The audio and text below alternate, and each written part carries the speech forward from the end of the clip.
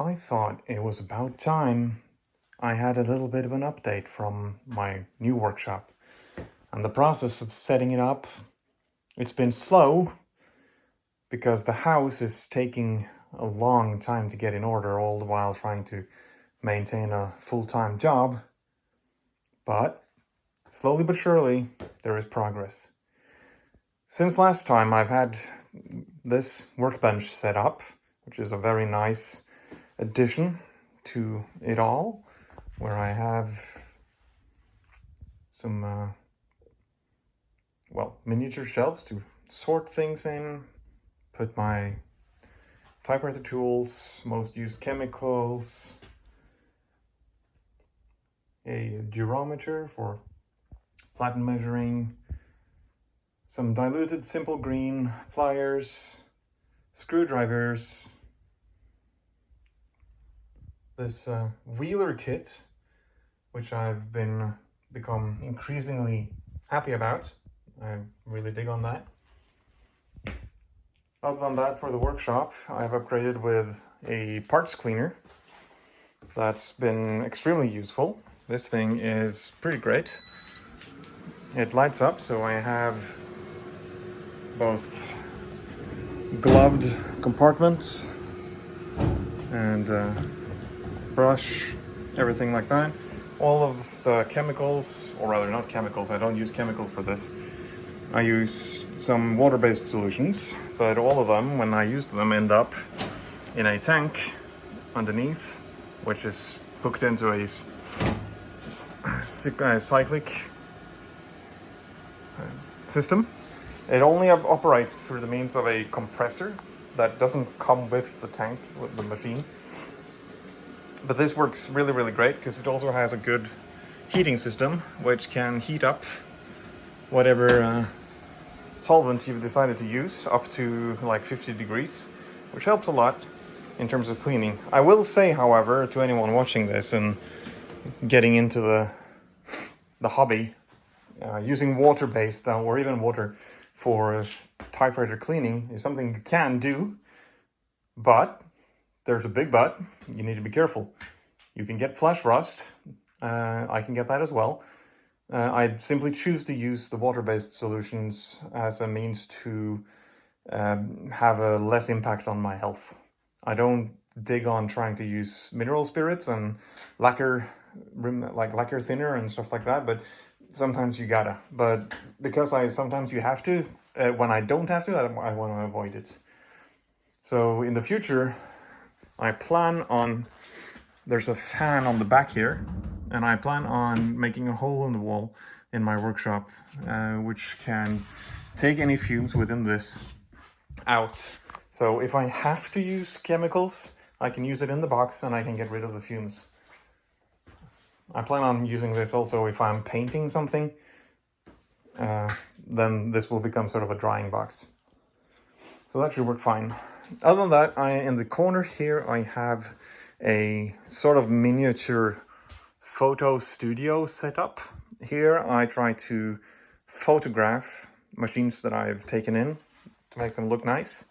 I also try to film in this corner, and as we see, I am working on an Underwood video. I think I mentioned that in the past video. It's getting to be a little bit of a long time ago now, but I am still working on that. It is coming.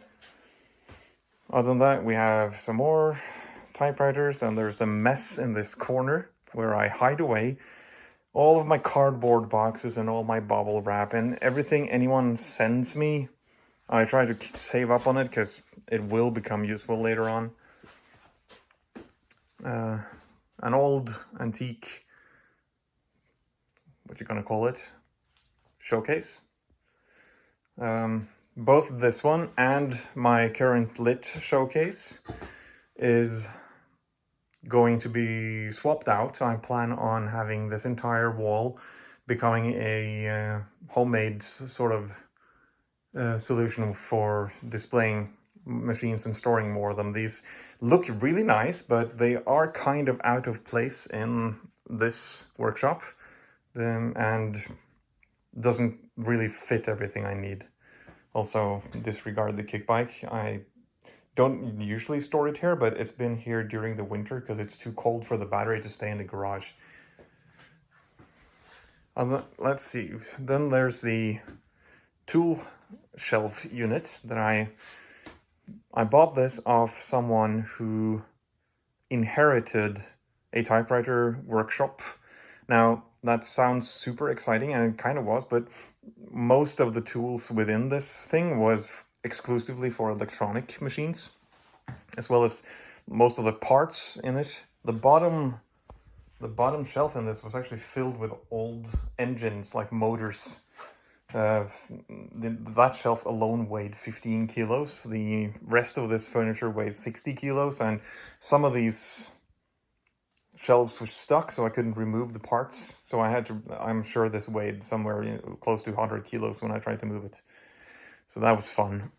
But I restored it, so it looks really nice now. Got all the things I might need. Nitrile gloves. This is like this is random crap. Screwdrivers, brushes, pliers.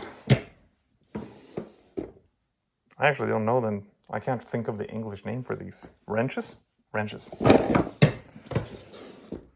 For polishing and grinding, sanding, stuff like that.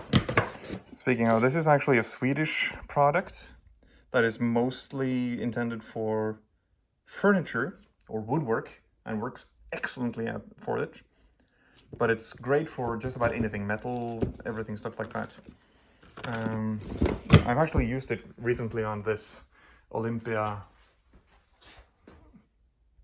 this top case. And it wasn't quite good condition, but it was dirty and matte, lost its shine a bit, and this Fulgentine just shone that right up. Great stuff. Yeah, old carbon tapes for Brother and Sharp machines. Someone donated it to me. I've never had a use for them. I probably never will, but I can't throw them away.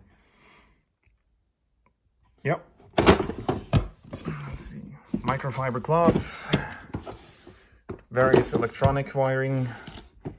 Rubber part, rubber hose, cork. Just random crap. Compressed air gadgetry. Then there's glues, tape, stuff like that. Batteries. And some random crap.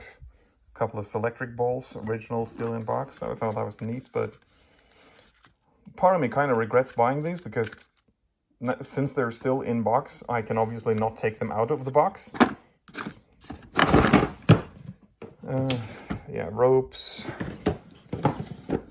This is backhoe ribbon from Backhoe Ribbon Supply, waiting to be rolled into smaller spools.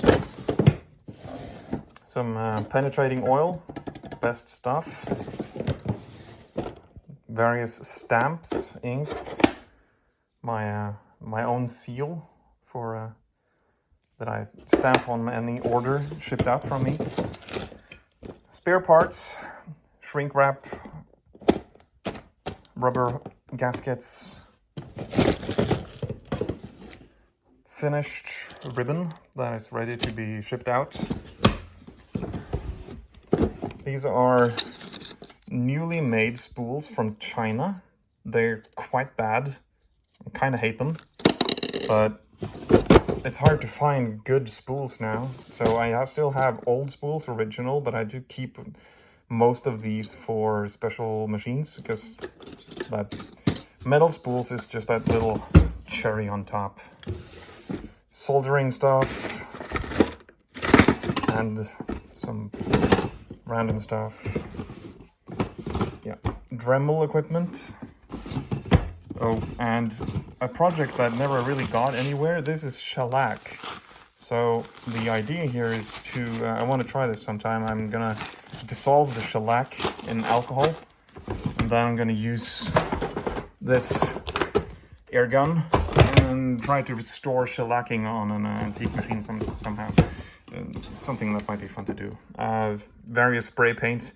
I bought them with the intent that I would that I would actually repaint something, but the more I researched on actually doing that, the less I actually wanted to. It's and then this box contains a whole lot of IBM Selectric ribbons and stuff like that. Yeah. Then there's the inventory shelf.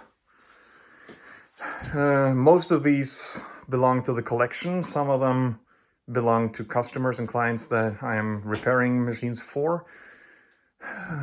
If any one of you guys, if any of my clients are watching this, I am sorry for the time it's taking, because it's not just my videos that is taking time to find, or rather my videos that are hard to find the time to actually do. It's also sorting out orders. The current project is a Colibri that is taking a lot of time. It's got it's gummed up really badly, and I've been working on trying to get all the gum up, but it's taking a long time. It's yeah, so we got a Mercedes 2, I believe. This is a couple VA, the Hermes 3K, a Torpedo 18B. This is an old leather tool bag, Royal Quality, no, sorry, the Quality, Royal Quiet Deluxe. This is a noiseless portable, the noiseless portable, like pre-Remington stuff.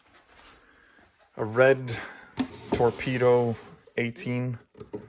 We've got a Litera 22 Royal case, Perkio number 3.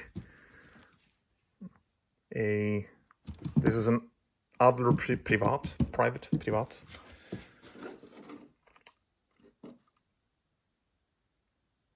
What's the name again for a humidity measurement? I can never remember. But important to keep this low enough. Try to keep this below 50. But even at 50, it's not really that big of a risk. At 50%, untreated iron will start to rust. At 80%, steel will start to rust. And so it's rare that we get up to 80, but in the summertime it can get like that. So for those, I do have a dehumidifier that can treat and deal with that stuff. Let's see, there's a Remington noiseless. This is a Patria portable. Smith Corner Silent, a Royalux in script typeface. This is a Hermes Ambassador, Olympia SG1. This is a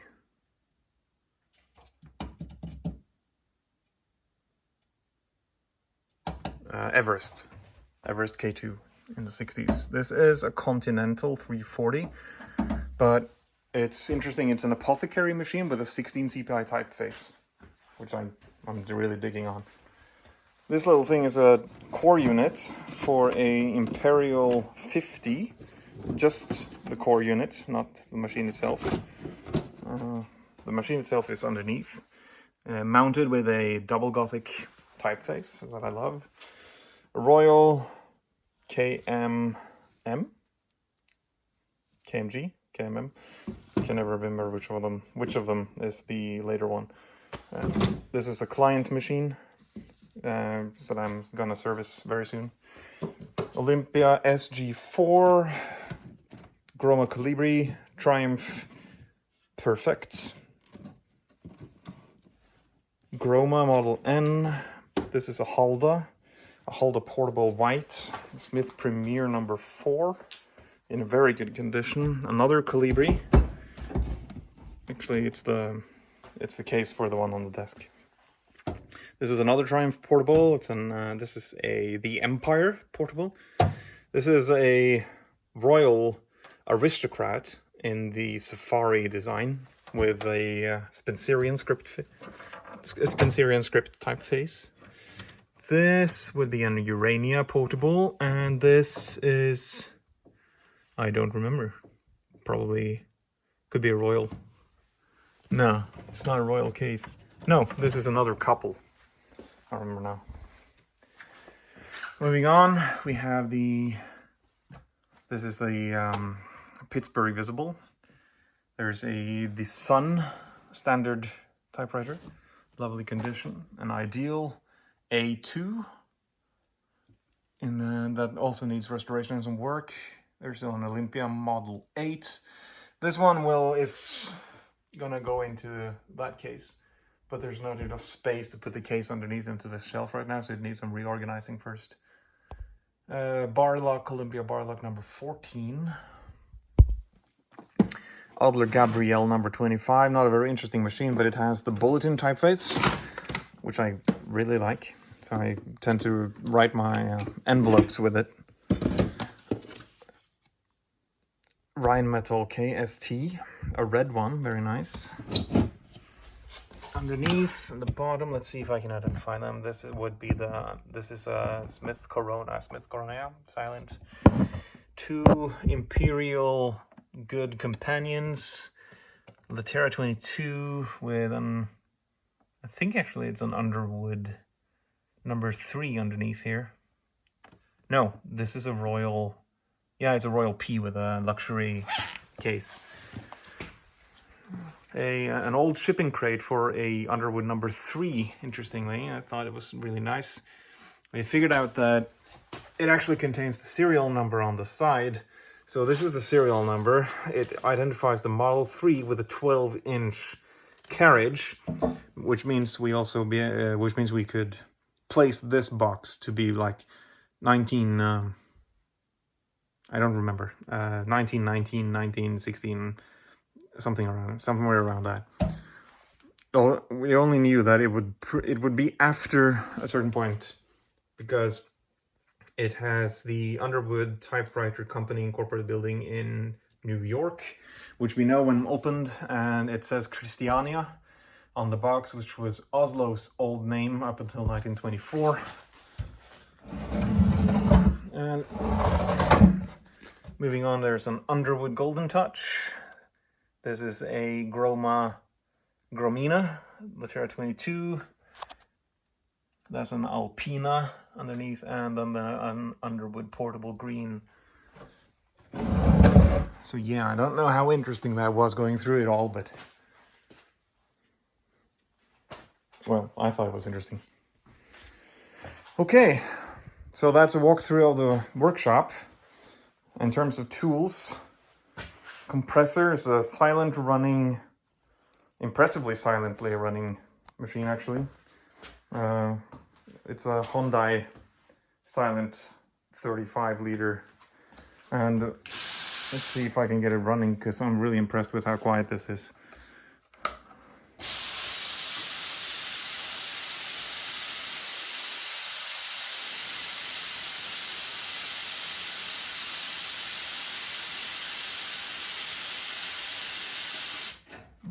Maybe it's not on. I can't remember if it's on when you push it in or off. I think maybe. There we go. So I can actually continue to talk more or less in my normal voice, even with this running, which I'm very impressed with. Of course, with only 35-liter tank, it does. There are some things it can't actually do well. Running this, it runs it just about. It's a little bit under-dimensioned for it, but it manages. It does get a little bit warm when it does it. Various chemicals underneath. Evaporust. Everyone who knows Evaporust loves Evaporust. The refrigerator isn't supposed to be here.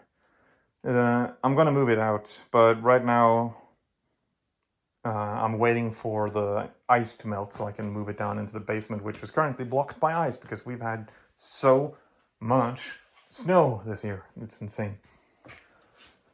Those are also not related to workshop. Those are beer kegs, because I brew beer as well, and it's a lot easier to just brew it right on a keg instead of trying to bottle everything. I'm lazy like that. That's also, by the way, if you noticed earlier, this tank, that's why I had this carbonate beer. And an electric brother. This is a client machine. I don't usually mess with electronics. I don't know anything about electronics. So I told the client I would look at it, maybe clean it, flush it, see if that could deal with it. But basically it's got a carriage that's misbehaving. If it's anything related to the motor, I have no idea what to do, and I'm probably not gonna get into that. Okay. And also, I'm gonna mention it, my letter from Tom Hanks, which was a very nice thing of him to send all the way up to Norway. I sent him a letter during the pandemic because I heard he was actually quite active with letter reply, like sending letters to fans. So I sent him one, and like 9 months later I got one back, and I never really expected I would. So that goes to show what a cool guy Tom Hanks is. So yeah, this is my workshop. Hopefully with more content on this YouTube channel soon, but I'm still working on the house. So we'll see how long that takes. All right. Checking out for now. Bye-bye, and see you later.